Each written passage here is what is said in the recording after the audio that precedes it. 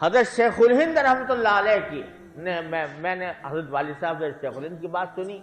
اور دوسرے پھر بعد میں کچھ لوگوں نے کہا کہ یہ حضرت نانوتوی کی ہے، کہ ایک صاحب تھے وہ حضرت مولانا نانوتوی رحمۃ اللہ علیہ کے خلاف بہت تیز زبان میں مضامین لکھا کرتے تھے، اور یہاں تک کہ کہہ دیا کہ یہ کافر ہے۔ تو حضرت شیخ الہند رحمۃ اللہ علیہ نے کہ ایک شاگرد تھے، انہوں نے اس کا جواب لکھا، تو جواب میں شعر پڑھے،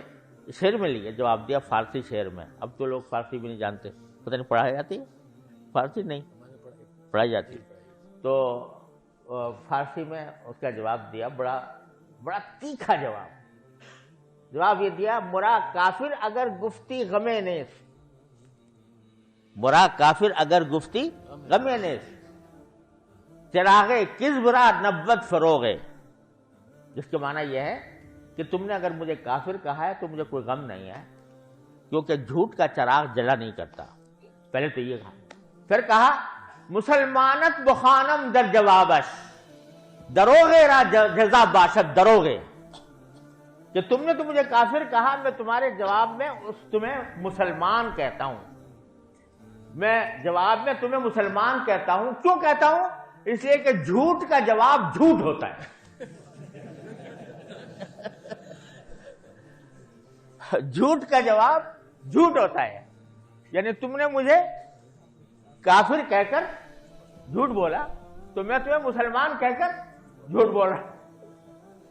تو جھوٹ کا جواب جھوٹ ہوتا ہے۔ یہ قطعہ لکھ کر حضرت کی خدمت میں لایا کہ حضرت میں یہ اس کو بھیجنا چاہتا ہوں۔ تو حضرت نے کہا بھائی تم نے شعر تو بڑے غضب کا کہا، لیکن تم نے لپیٹ کر ہی صحیح اس کو کافر تو کہہ دیا،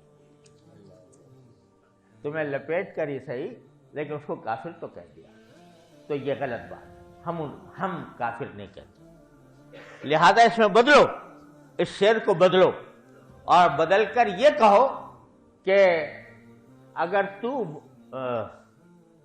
تو مسلمی فبہا و الا دروغ را جزا باشد دروغ، کہ اگر تم مسلمان ہو تو پھر تو بہت اچھی بات ہے، میں تو مسلمان ہی کہہ رہا ہوں، لیکن اگر نہیں ہو تو پھر جھوٹ کا جواب جھوٹ ہوتا ہے۔ یہ ترمیم کر دی اس میں حضرت نے، کہا کہ لپیٹ کر بھی کافر نہیں کہہ سکتے۔